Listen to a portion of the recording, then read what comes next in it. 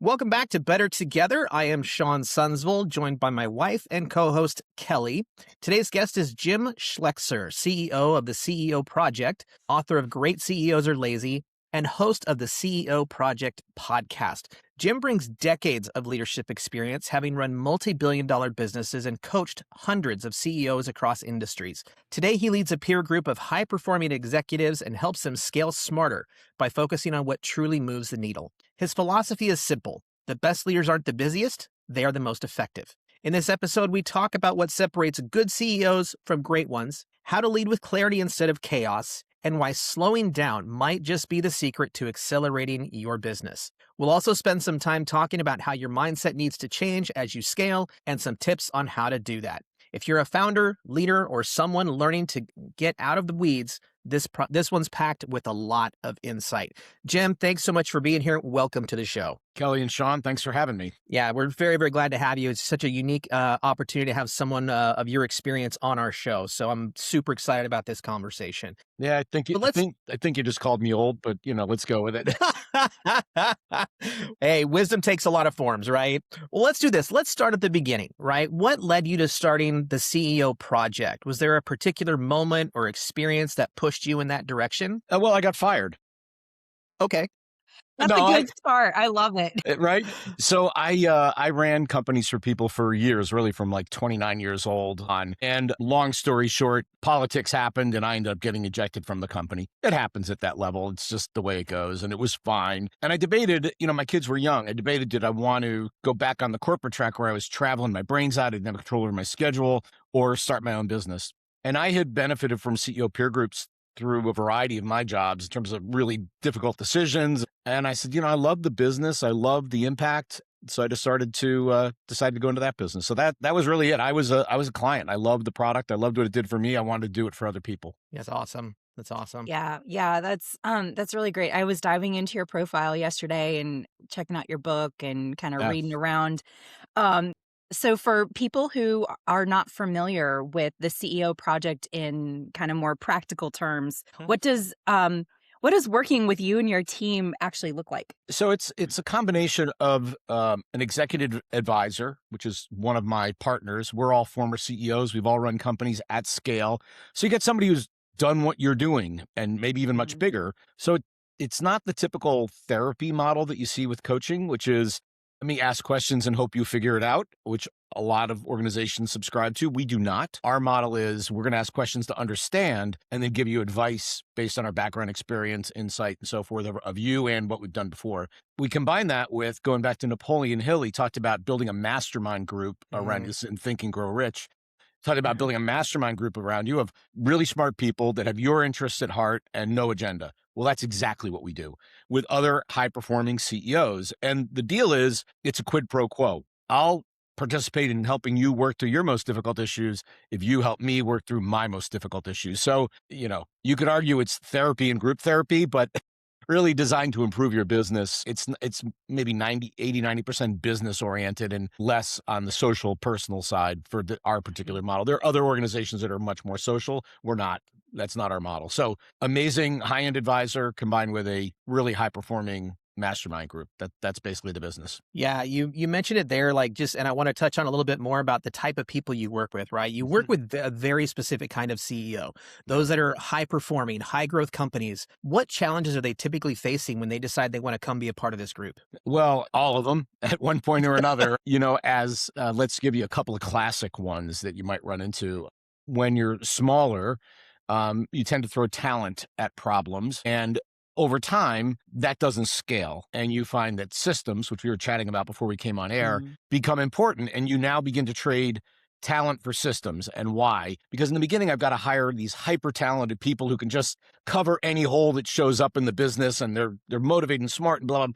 But over time, you can't hire all people like that. Like if your talent strategy is to hire supermen and superwomen, you're not going to have much of a business. And so you've got to build systems that allow normal human beings to perform at pretty high level. And that is one transition we see all the time of when do I move from a talent-driven strategy to more of a process-driven strategy. Now, what's interesting is most entrepreneurs are a little allergic to process. It's not sexy, and it feels like bureaucracy to us. And we're like, process, the bureaucracy. I hate it. That's why I opened my own business. But if you really want to grow a significantly sized business, you kind of have to do this. So we're very big on the right amount of process and not more than you need. Like, don't drop SAP operating system in your business when you're $10 million.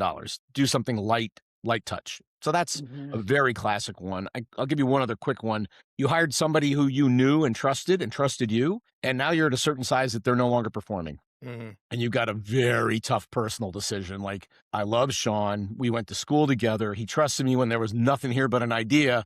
And now that we're $4 or $5 or $10 million, he's no longer able to perform at the right level. He can't drive us to 20. I could see that already. What do I do? And that is a gut-wrenching decision for an entrepreneur. Yeah. Yeah. Yeah. Oh my gosh. Like, I feel that, because I've watched that happen before, and it's hard. Yeah. And, I kind of looping back to that peer-to-peer group that you were talking about and like that approach. So what's your approach when someone joins that peer group? Like, how do you help them to kind of shift from doing to leading? Yep.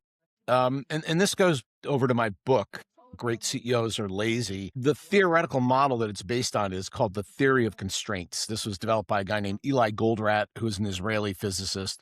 But the idea is, in any system you can name, there's a point of constraint that controls the performance of the whole system. The simple example is a garden hose. There's a kink in the garden hose. I'm trying to get water out the end. There's only one thing, well, two things that I need to do. One is find the kink and open it up. I could do work anywhere else on that hose. It won't do a darn thing to open up the water flow. Well, the same thing's true in your business. Somewhere in your business, there's a point of constraint that controls the performance of your business, be it growth, be it profit, depends on what we're after, right? The job of the CEO is to find the kink and open it up. And that's it. And all the other junk we do is lower value than finding the kink and opening it up. And so you talk about on the business versus in the business. In the business is working on the hose at everywhere else besides the kink.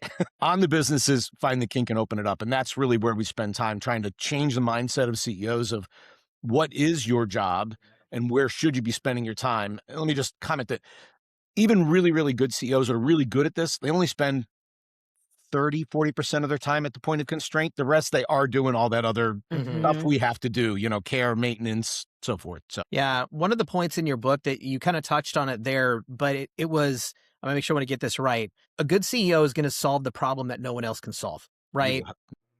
And so in doing that, what is it that, how do you help them identify and find those constraints as part of that group? Not only in the book that you give them some ideas, right, and the different roles they might have to play, but let's bring in the sort of the CEO project alongside that. And how do you help them find those kinks so that they can solve those problems? So in the book, I talk about the 5 hats of a CEO. It's architect, engineer, coach, analyst, and player.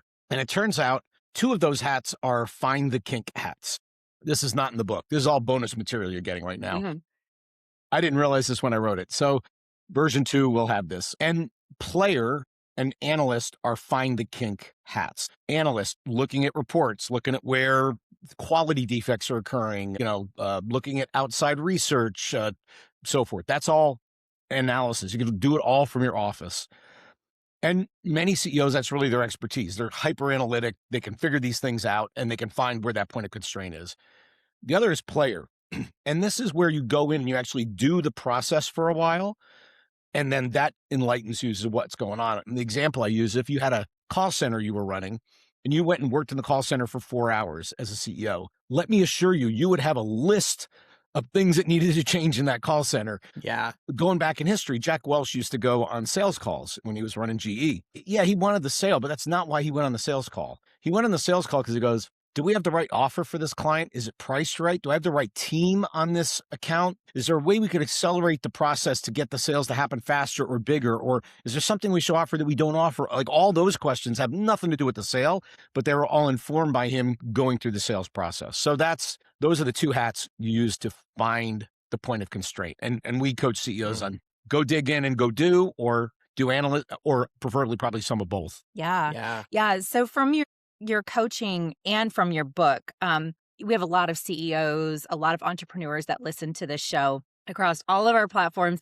What's one shift that you'd recommend a CEO could make today to start moving from that busy to being effective? The one mindset we need to make is that delegation is actually talent development. And our job as leaders is talent development. Because we had a CEO we work with, he said, companies don't grow, people do. So the faster your people grow in their capability, the faster your company will grow.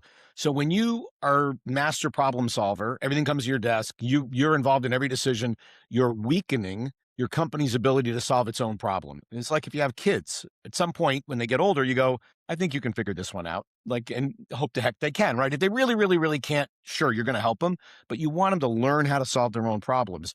Same exact thing's true as a CEO. When somebody comes to your desk or emails and you go, hey, what about this? And you're like, okay, they should be able to figure this out on their own. You push it right back to them. And over time, they'll learn that you're not going to solve all their problems for them, which means they will get better at solving their own problems and only come when they're like, look, we've tried it. We've had the team on it. We cannot crack this nut. We really need help on this one. Okay, time for me to get involved. Now, here's the problem. CEOs are usually really good problem solvers. And we get this ego gratification from like, man, bang, nailed another one, solved a problem. Woof, I had a big day.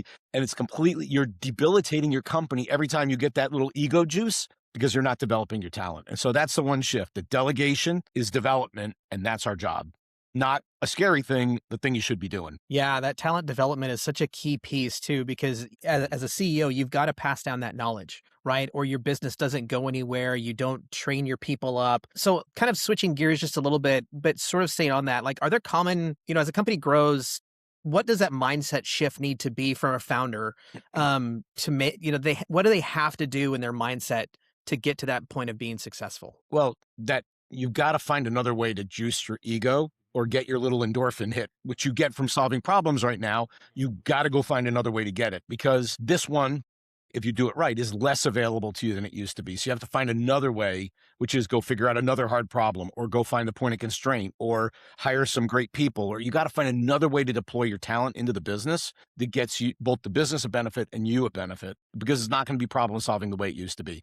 And that is super scary. Particularly when you're small, you're involved in everything. You know everybody. You know everything about the company. And I can remember when I started running my first really big company, like 1,000 people working for me, people come up to me and go, hey, Jim, I went to Delaware undergrad. They go, hey, I saw Delaware won this weekend. I'm like, oh, thanks. I have no idea who you are, right? I mean, I literally didn't know everybody who worked for me, because 1,000 people, you can't, you can't really know 1,000 people. You can know 200, 1,000 you can't know. And so it scared the heck out of me. I'm like, I don't know what's going on. I don't know all the people. And that's what starts to happen as you cross certain thresholds. Super scary for a CEO. And so that's the issue. Find your juice somewhere else, and you've got to be okay with being uncomfortable. They talk about growth occurring where you're uncomfortable. Welcome to the club. You're going to have to be uncomfortable if you want to grow your company.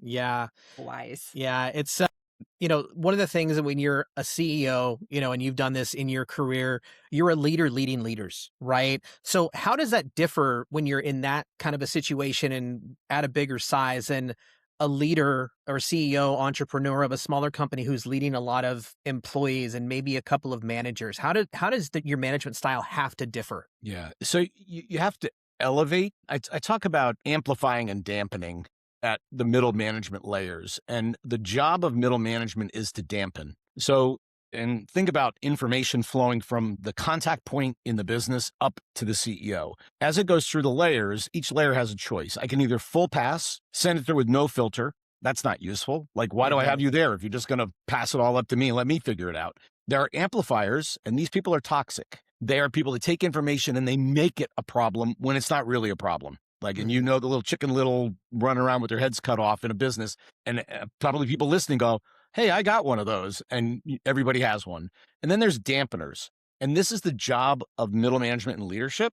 They take in information, they process it, they figure out what's important to push up, and that's what goes to the leadership above them. At every level that happens. And so at some level, as a CEO, as you get layers, your information is pre-chewed, if you will, right? Like somebody's already been over it before you see it. And the problem is the politics can show up there. So you have to have ways of jumping down and collecting your own a little bit. But that's one element of be okay that your information is a little processed, not as raw as it used to be. That's going to happen. But also back to, you've got to model the behavior that you want your leaders to model. So if I'm modeling, don't bring me decisions that you can solve, they should be modeling the same behavior down into the thus pushing the decision down to the lowest possible layer in the organization. So those would be a couple of thoughts that change. But leadership is more about, maybe another way to think about it, as you go to the highest level, your job changes to vision, direction, culture, talent. You're no longer in the optimization model. Manager's job is to optimize. So there's take what you have and figure out how to do it better, faster, cheaper, quicker. That's not your job as a CEO anymore. Your job is to figure out, where are we going? Where's the best place for us to skate to? Where are the opportunities in the market?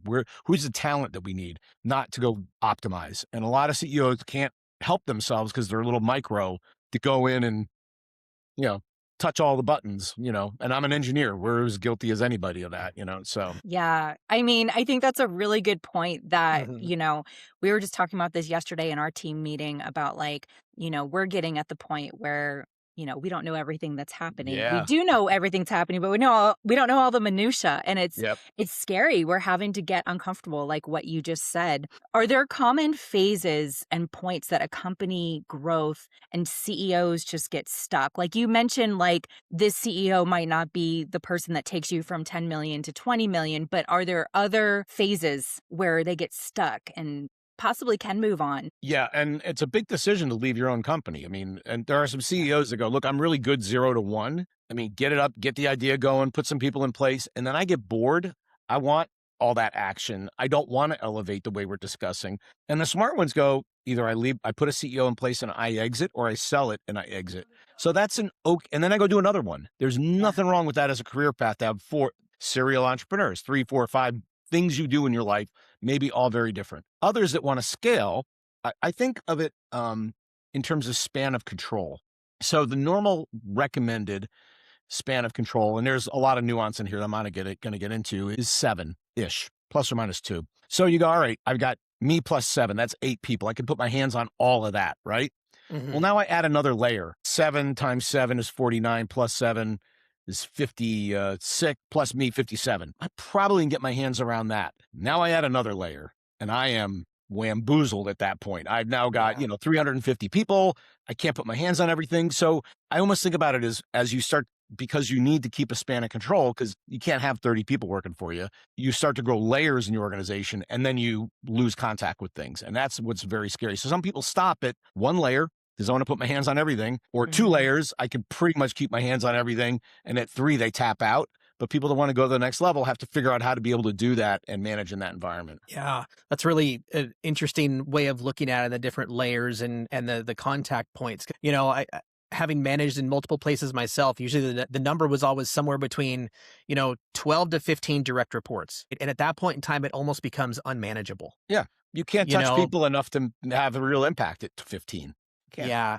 Yeah. So curious, I want to touch a little bit on your career background, because you've had the opportunity to sit, on as a board member for multiple different companies. And, that's a whole nother high level aspect of looking at things. So what's one leadership mistake you see that people often make that they don't realize is happening? Well, they ignore the point of constraint is the big one for me. And it exists in 3 areas generally: the business model, what we do for whom, the margin we have, so forth, the level of demand. That's all. And that's very much the CEO's job. Like, there's really nobody else who's going to have the vision and the experience to really deeply understand that. Like, you can't delegate strategy. So this one's the CEO's job fully in, and some don't like it. And then therefore nobody's spending time on it. And the business model runs out of gas or stops making the money it used to make or whatever. Second is talent. Being realistic in your assessment of talent is a very big mistake that I see. They're like, sometimes I'll talk to a CEO and I go, hey, rate your team, your direct reports. They go, oh, they're all A's. And I don't know if you remember, there was a show on national public radio called Lake Wobegon. Remember that? Lake Wobegon, in the beginning, they talk about where the children are all above average. I'm like, I guess we're in Lake Wobegon because everybody's above average. Yeah. It's just not true. It's just not true. You've got some B's and C's in your organization and a couple of A's. That's just the way it is. Yeah. So they're not assessing talent correctly. And then the third is this question of process, that you must start to deploy process as you scale. And some CEOs are just allergic to it. They just hate it. They won't do it. Quality starts declining. Customers get disappointed. And that is a bit of a death spiral in your business. So those would be 3 big areas I see: lack of time on business model, not being realistic, assessing talent, and not deploying process in an appropriate time frame. Those would be 3 big ones. Yeah. That's a really good assessment. We've had a couple of people who have been on boards in our podcast previously. It's good to hear those from that perspective. Is there a story or a moment from the boardroom that's like really stuck out to you? Something that maybe shaped the way that you think about leadership, maybe even today? Mm, from the boardroom. Uh, well, I'll do it on a positive note. This question of talent development. I was on the board of a company in Indiana, and one of the members of the executive team, funny enough, the CFO, was an amazing developer of talent. Over a 10-year period, maybe I knew them longer, but 10 years I was on the board, almost every single significant leadership position was taken by somebody who worked for him. Wow. Hmm.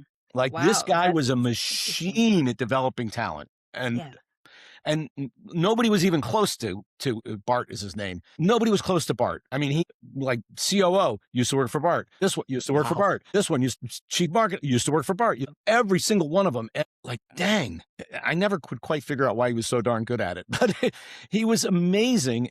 There's a positive thing that I learned. Like, one person who's a really, really excellent talent developer can shape the performance of an entire organization, Yeah. whether Absolutely. that's a CEO or in this case, a CFO. And he made beyond him doing the job and doing a pretty good job at it, that was his legacy. And those people have gone on to become CEOs of other companies. And it's pretty cool, actually. Yeah. Yeah. It's watching people do that and just seeing how they could just generate that kind of following from somebody and teaching and training. It really is a unique skill that not only a few people have, Well, and it can be developed, but I still think there's something unique in a personality with that. and I think maybe the most unique thing is he was willing to give them up for the benefit of the company. Mm, Because some people like put their arms around them, like, don't touch my people, like because they know how good they are, and right. they basically limit their career opportunities because of that, and which means the person's going to have to leave. By the way, he Mhm. was like, nope, we'll figure it out.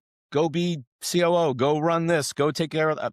He was amazing, and that is maybe the Yeah. most unique thing he had. Yeah. And I want to dive into that just a little more. What does that do for both the person who's in that position and gets that opportunity and the company? Like, what does that do for the whole across the board company? Well, when people see internal promotion happening, they go, hey, this is a great place to hang out and build my career.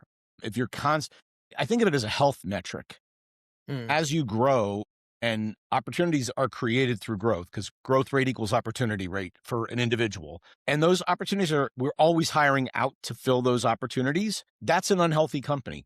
We're not developing our people to take those opportunities. On the other hand, where it's only internal, that's also a little bit unhealthy because you don't get fresh mhm. thinking and new ideas.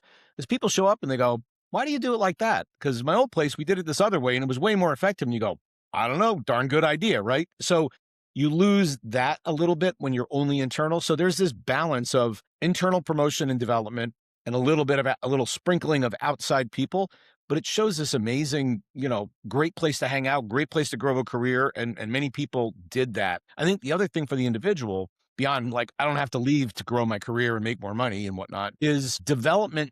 There's a bunch of ways you can develop people, but one of them is you put them in a stretch assignment, meaning bigger scope or more Mhm. response, and you're throwing people into some deep water here. And again, uncomfortable equals growth. They're super uncomfortable. They're probably not sleeping so well, but they're growing like heck as an individual in that time frame. So it's good for the company and good for the individual, I think. Yeah, yeah, I definitely agree. I want to touch on just very quickly. We talked about in the beginning. You are the host of the CEO podcast, and you've had a lot of conversations with CEOs. Mhm. And I'm kind of put you on the spot a little bit here. Of what's been one of your favorite conversations or moments on the show? Oh gosh. It's like picking a favorite child, Oh right? my Yeah.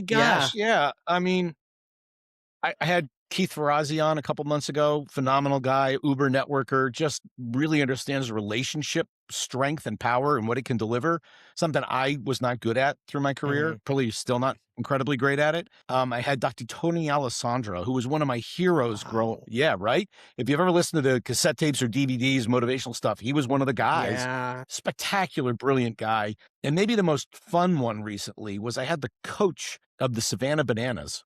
Your Ooh, kid. fun. And I'm like, oh, great. There's going to be some dumb jock baseball player. Dude, this guy got it. He was smart. He was high energy. He understood the business. He very clearly enunciated what they were trying to do and expand. And oh my gosh, he was so much fun. I mean, just a blast. So not quite a CEO, but one of the fun ones we've done in recent past. So those are a couple that are kind of sticking in my head. Yeah, Awesome. I've heard Awesome. he's a pretty fun guy. This is not So the guy with the yellow hat. It's the coach of the team. different guy, Right. but Okay. he's awesome. Yeah.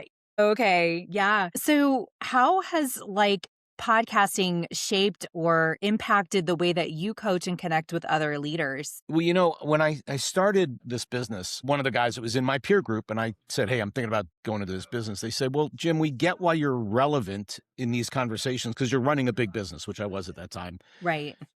Or you recently ran because I said I got fired. He goes, how are you going to maintain relevance doing this? I'm like, scary, difficult question. Turns out he completely didn't understand. I get more looks at the most difficult problems of dozens and dozens and dozens of CEOs than I ever would have had having just one job. This is the value of a consultant, a good consultant, right? They see so many looks and you go, my problem is so unique. It never exists in the whole world. You're like, exactly. In this other industry, they deal with this all the time. Or in this other place, they solve something almost exactly to that. So the coaching CEOs has made me really, really good at it. I mean, 20 years, I'd hope you'd get good at it, right? Right. Yeah. But also the podcast has amplified it, right? So I get to talk to all these interesting people, hearing kind of their best stuff. And I incorporate that into my thinking and my writing and the things I do. So it's made me, I love to learn. So it's just massive learning. And I hope when people listen, because we're very conversational like you guys are, I hope when they listen, they're like, because I'm curious, that they enjoy that sort of curious journey that I go through with people, right? As I try to understand them and I'm just trying to learn. And I hope other people learn. So it's just a massive learning opportunity for me and hopefully for my listeners. That's awesome. That's awesome. Well, as we wrap up here, we have a question that we ask most of our guests when they're on here is we titled our podcast Better Together because we figured out that we could build a business better together than we could working two separate corporate jobs, right? So, in understanding that, what does that mean to you in the context of leadership and business growth? Well, I have partners who do the coaching using the model I described to you. So I've taught them the model and they've incorporated it. Many of them are former clients who, when they came out of their corporate or the company they ran, they sold it. They joined us to advise CEOs because they thought that much of the model. So one is that the quality of the people I have around the business is exceptionally high. Like I said, all former CEOs. And that is just a blessing that they're even willing to work with me, honestly. Somehow I've convinced them to do so. And then the other is the quality of the members. We're very selective about who we work with. There's some other models where they'll kind of take all comers. We don't do that. It's very much an application interview process to decide if we want to work with somebody. And, some of the red flags, arrogance, think they have all the answers. They don't listen. They don't want to do the work. They're working 80 hours a week and don't have schedule control. We could help them, but they'll never be able to find the time to engage, right? I joke with them. I go, so you're telling me you don't have time to go to the time management seminar. Is that what I'm hearing from you? And it's kind of true. They're out of control and they can't get better until they change their dynamic. So the quality of the people that are my partners and the quality of our members has made this just an amazing and fun business to run. And we're really careful about no jerks, and if we figure out somebody's a jerk, I don't even have to fire them. Basically, the group rejects them. Yeah. Wow. Okay. Yeah. Yeah. It's love that peer-to-peer learning. I'm a learner also like you. And I think both of us are in different ways. There's just so much value in that and going through with people what they've already experienced and they've had different experiences that they're able to share. I appreciate your time here. What are ways that people can connect with you and also find your book and learn more about the CEO Project? Sure. So you can go to theceoproject.com. We're there. I'm on LinkedIn.